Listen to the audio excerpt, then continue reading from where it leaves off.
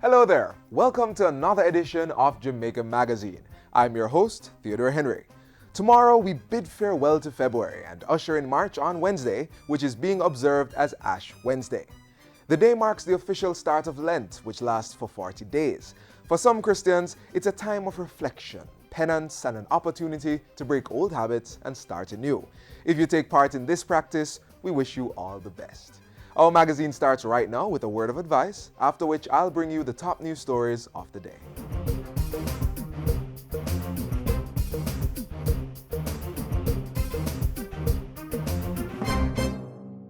When criminals disagree, they seek revenge. Murder, arson, rape, whatever causes terrible suffering. It doesn't matter who gets hurt. Women, children, and the elderly, they are the main targets. Don't support the criminals. Don't cover up for them. Don't take their money. Take a stand now for the right of our women and children to be free from fear and abuse. Silence brings violence. A message from the Ministry of National Security.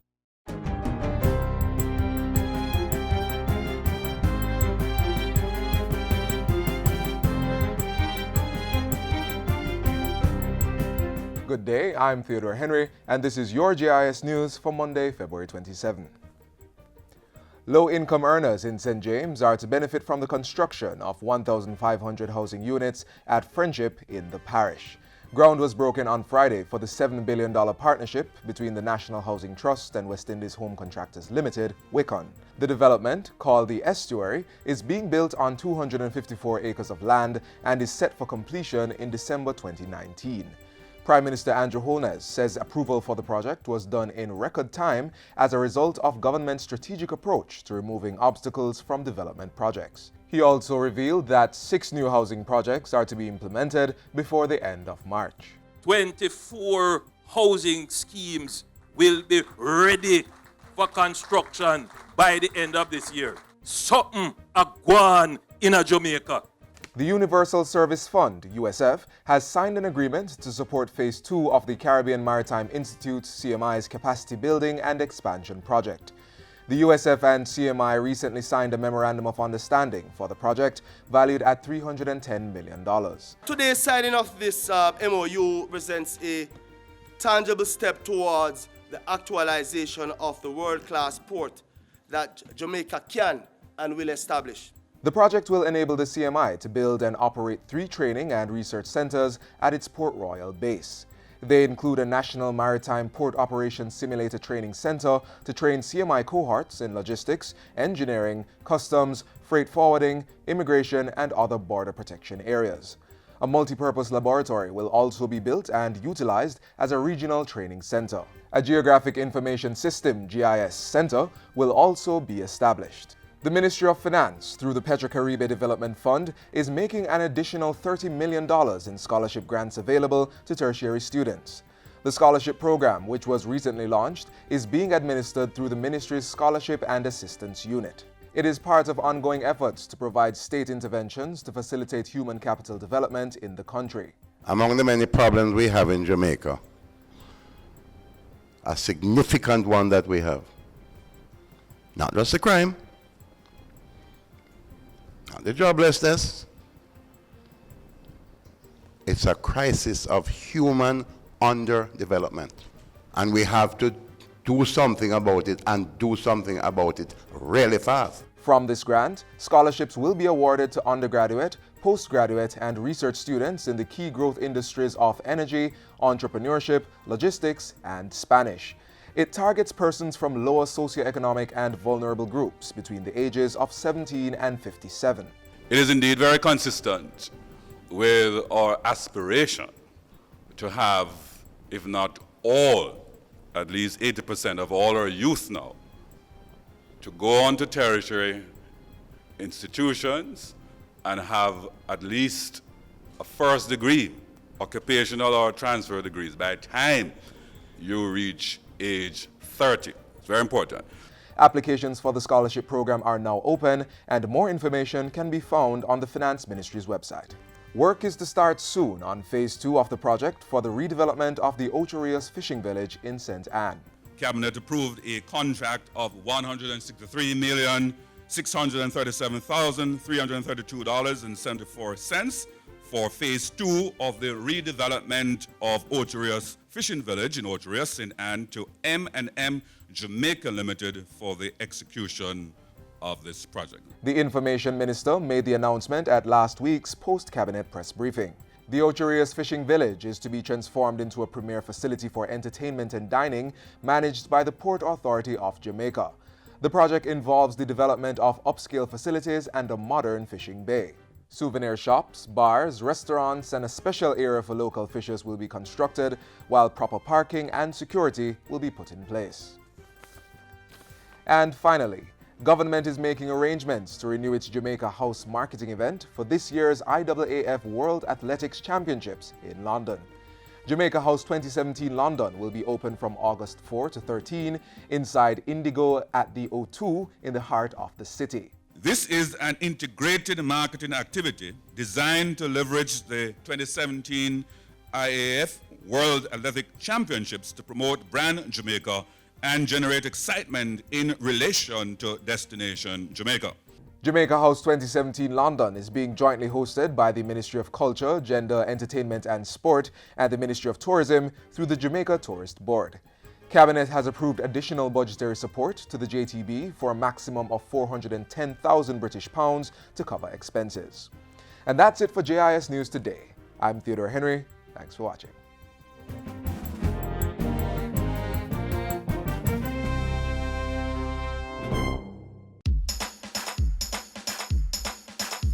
We want a productive Jamaica. We all are productive Jamaicans. Productivity to move forward on this land. Productivity, that's the way to go, we should understand. Productivity is the way to go for all us Jamaicans. Small business, big business, old and young, we are tell every woman and man. We want growth and prosperity, free a better nation with a building plan. So we can build our product and sell our product and put more money in our hand. Our economy can rise to a level and build a better nation. Productivity to move forward on this land. Productivity, that's the way to go, we should understand. Productivity to move forward on this land. Productivity, that's the way to go, we should understand. Productivity. Productivity, pathway to prosperity. A message brought to you by the Jamaica Productivity Center, a department of the Ministry of Labour and Social Security. Government is serious about environmental protection. Part of that drive is ensuring that solid waste is disposed of in an environmentally friendly manner. Take a look. The National Solid Waste Management Authority, NSWMA, has been partnering with the Japan International Cooperation Agency, JICA, since 2004. Over this 12-year period, 30 employees from the NSWMA have been to Japan, where they received training in areas that included composting, managing recycling facilities, landfill management techniques, sustainable solid waste for CARICOM countries, sustainable waste management for Caribbean islands, solid waste management A, which consists of basic introductory courses, and Solid Waste Management B, which consists of advanced courses. Beneficiaries on return submit a report and a proposal on the subject matter for funding by JICA under their follow-up cooperation facility. One such project is the Solid Waste Reduction through Waste Separation, Waste Diversion and Recycling Pilot Project. The solid waste reduction through waste separation, waste diversion and recycling pilot project supports one of the main mandates of the National Solid Waste Management Authority, that is to implement programs that will effect behavioral change. So we welcome this initiative. For the next 6 months, the pilot project will be in 3 communities, namely Caribbean Estates and Caymanas Country Club Estates in St. Catherine and Rollington Town in Kingston. The project is estimated to be about $7 million, of which $6.7 million is being funded by the government of Japan through the Jamaica International Cooperation Agency, JICA, and as such we are very grateful for this. In the coming months, we will be meeting with residents, hosting community meetings, attending the Citizens Association meetings, and basically encouraging persons to separate their plastic containers, their cardboards and cans from their regular household waste. So we will be asking residents to take out these items, and a separate truck will come and do the collection and we will give these items to a third-party companies.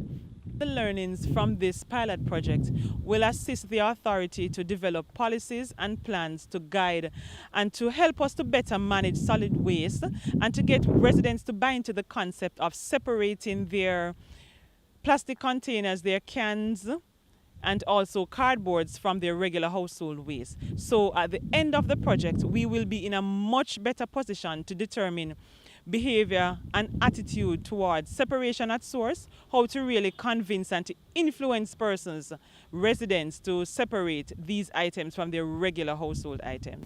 On behalf of JICA, Japan International Cooperation Agency, I am pleased that NSWMA hold this pilot project of waste reduction through waste separation, waste diversion, and recycling. This project is planned by a senior planning officer of NSWMA who had participated in JICA training in Japan titled Sustainable Solid Waste Management for CARICOM countries. After he returned from Japan, he planned it based on what he'd learned in Japan. I am happy that JICA can assist this project and the JICA follow-up cooperation program, although the amount is not bigger than 6.5 million Jamaican dollars. JICA has been offering several training programs to NSWMA since 1980s. So far about 30 NSWMA staff had participated in these JICA training programs. This is a good government initiative based on a sponsorship from the Japanese government. It has allowed us to be one of the pilot projects, and we, the citizens and the residents of Caymanas, are grateful for this project because it allows us to sort our garbage, especially with the PET bottles. These are a continuous growing source of concern for our garbage collection with regards to blocking our drains and causing havoc on sea life. NSWMA Solid Waste Management has given us the bags so that it will encourage residents to carry out their bottles and put them in a central area that will be collected once a week. We will be sensitizing the residents based on the fact that it will encourage us to reduce our solid waste disposal. We are taking up the plastic bottles, which we call the PET bottles, for recycling. So what we do, we separate them from the regular garbage in order to have the community be in a better environment. We have collections at the primary school, the Rollington Town Primary School, at 17 Montego Street, at the fire station, and Arcot Road for now, but we are enlightening the rest of the community people about this project. It will help the community in a vibrant way because less garbage, less bottles being around, seeing that we have the Zika virus around, this will also help to decrease the mosquito-borne disease being harbored around. I think it is a phenomenal first step in the right direction that Jamaica needs to go, engaging the community. Recycling Partners, as you know, fully endorses the program. And as we mentioned, we will continue once your test period is done. We are committed to continue cleaning up those neighborhoods and collecting the bottles. And we'll also use it as a test pilot for other communities that we are hoping to bring on board. Waste separation is the way forward, and the NSWMA, through our partners, is working to make this a way of life for all.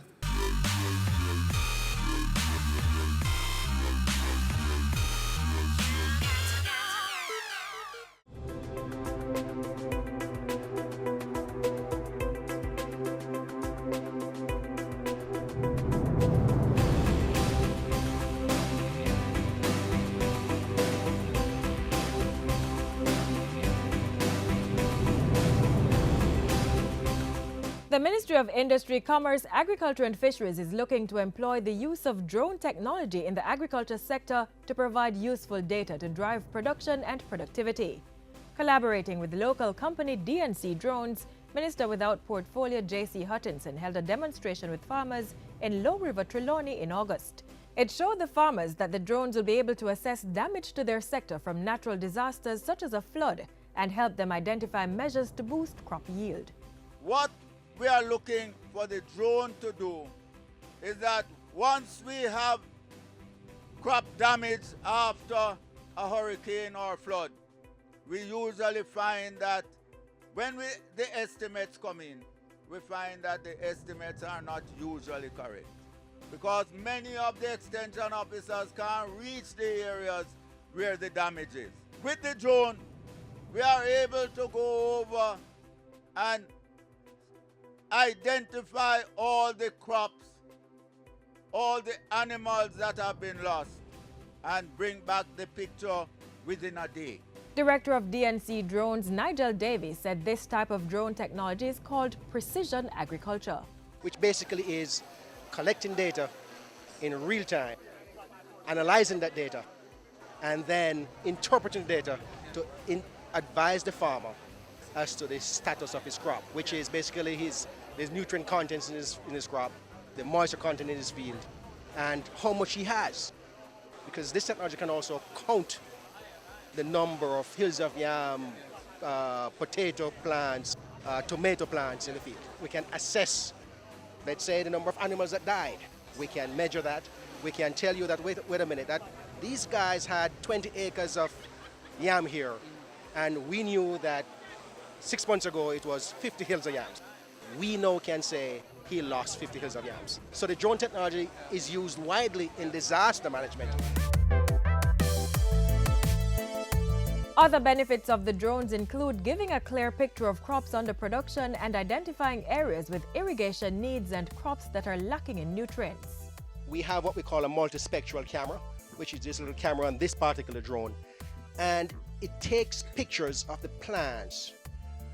As you well know, plant leaves basically absorb sunlight and reflect sunlight.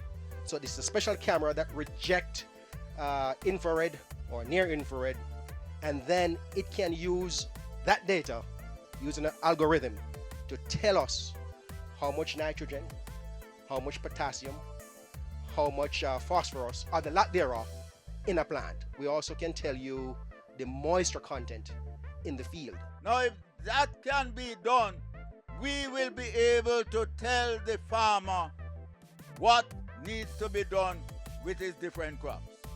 And with that, we are looking at seeing how we can not only increase production, but we can increase productivity.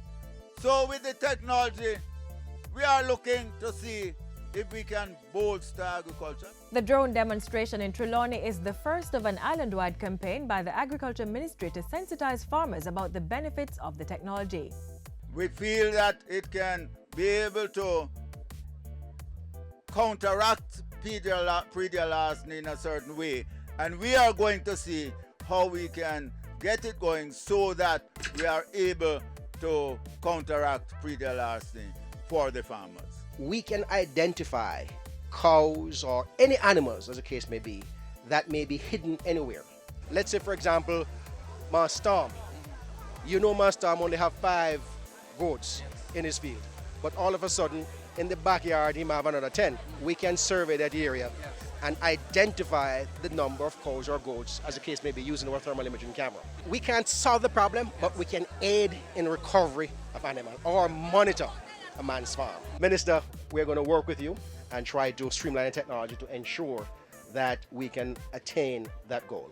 I think the drone is going to make a big difference as far as us moving forward in agriculture. I want to see a revolutionization of agriculture in this country.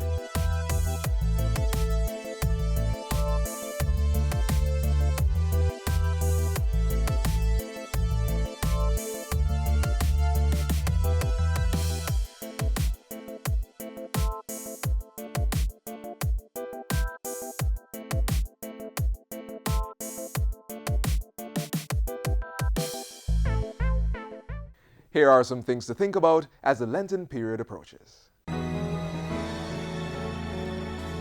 was nailed to the cross for me. He was bruised and battered so that I might go free. The persecution, the crucifixion, and the resurrection, all reminders of the celebration of Easter. Although edged in controversy over the true origin of the dates, the events of the death and resurrection of Jesus Christ are embraced mostly by Catholics, Lutherans, Methodists, and Presbyterians. The tradition also continues with the Anglican, Eastern Orthodox, and some non-denominational churches.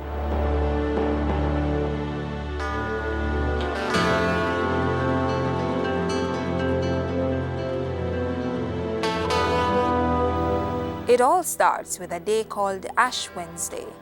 Derived from the Latin phrase Dies Cinerum, it means Day of Ashes. Per Catholic custom, on this day a cross is marked on the believer's forehead in ashes, symbolizing one's belief in Christ. This marks the physical and spiritual beginning of the Lenten season. The importance of the practice of Lent in the early church was to prepare candidates for baptism. And part of this was done through an alignment with the life of Christ, his 40 days and 40 nights in the desert. So his followers observe 40 days of repentance, starting Ash Wednesday and ending Holy Saturday, the day before Easter Sunday. The Sundays in this period are not counted among the 40 fasting days. Ash Wednesday is usually dedicated as a time of fasting and the recital of penitential psalms. Traditional customs include the stages of the cross, with the priest stopping at each of 14 images depicting stages of the condemnation, crucifixion, and resurrection of Christ. The Catholic Church is among those that wear special colors that are supposed to have biblical meaning, like red on Good Friday, signifying dying for Jesus through your faith in God. A more common practice among other Christian churches is the partaking of the Holy Communion as well as a 21-day fast, which begins on Ash Wednesday. While some people decide not to eat anything all day, others just have bread and water. Some Christians also abstain from all meat on Ash Wednesday and all Fridays in Lent. But the relevance of this and many of the customs of Easter is a matter of dispute, even among those of the Christian faith. But if you look at the history, you would have discovered that it has a pagan concept. There's only one passage, that is in Acts chapter 12 and verse 4, and it mentions the word Easter. However, that is in the King James Version. If you look at other newer versions, you'll find Passover, because your original word and the context will show you it says Passover. So there's no biblical support for it. Christian believers say the number 40 is a special number in the Bible that signifies preparation for something special, like the 40 days of rain that covered the land in a flood in the time of Noah, Moses' sojourn on Mount Sinai for 40 days and 40 nights, Jonah giving the people of Nineveh 40 days to repent. We see how when Jonah eventually responded to God's entreaty to go to the Ninevites, and he preached to the Ninevites, immediately from the king all the way to a little child, they donned ashes and sackcloth and repented of their sins. Then there was Jesus' 40 days in the desert in prayer and fasting before he began his ministry. This is said to have prepared Jesus for his work on earth, and it is believed that this practice purifies by weaning men from sin and selfishness. This is essentially it, to be the body and the blood of Jesus Christ in the world. The aim, the objective of all that we do in our worship, in our prayer, in our self-sacrifice is to become another Christ. And when the church becomes truly this, the church makes a saving impact upon the world. But that ideal is not the bone of contention. By much of its symbolism and its position on the calendar, Easter is linked to the Jewish Passover and Exodus from Egypt recorded in the Old Testament. But Christians base much of their beliefs and practices on the reports of Jesus' Last Supper. Yet that foundation is contested by sources like the ecclesiastical historian Socrates of Constantinople, also known as Socrates Scholasticus, and not to be confused with the Greek philosopher Socrates. Socrates Scholasticus attributes the observance of Easter simply to the Church's attempts to perpetuate its customs, insisting that neither Jesus nor his apostles endorsed this or any other such festival. But despite opposing views that there is neither biblical nor historical record of Jesus, the apostles, or the early church's participation in Lenten season, Christians are holding fast to the tradition and strongly believe it still has its significance today. Still, they are not united on the date. You'd have to go back from about, say, the 3rd century. It started the practice and was fully canonized with the Council of Nicaea. That is AD 325, the Constantine. And they sort of gave credence to it. By the time you got to the 8th century, it was already fully established. So coming down to us, they'd have lost whatever concept it had before, because there was no biblical support for it. But by the time it comes to us now, it is well entrenched. So everybody seems to answer and believe in what we call the Easter story. Using the Gregorian calendar, Christian churches in the West celebrate Easter on the first Sunday following the full moon after the vernal equinox on March 21. Easter is therefore observed anywhere between March 22 and April 25 every year. The Eastern Orthodox and most Oriental Orthodox churches retained the Julian calendar, typically celebrating the holiday a week or two after the Western churches. So the Czech Church's perspective on whether it's Lent or seeing Lent as the renewal of the life of human beings is placed within worship itself. And for us, that worship takes place on a daily basis. We have no problem with that because we accept the sacrifice of Jesus Christ and his atonement for us. What we don't believe in, it is the Easter celebration that takes place. In Holy Scripture, there is this constant call, constant reminder that our lives are out of sync with God, with what God expects of us. And so we must constantly be in a state of renewal. Lent is a call to renewal.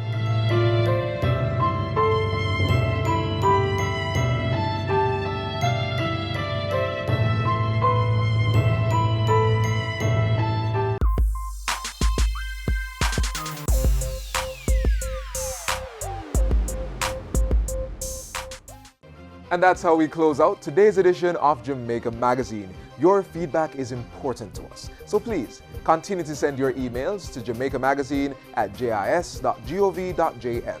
You may also contact us through Facebook, Twitter, and YouTube.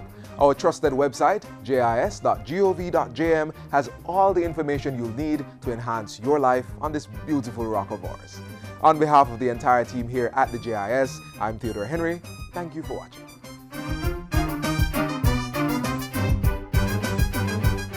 This has been a production of the Jamaica Information Service, the voice of Jamaica.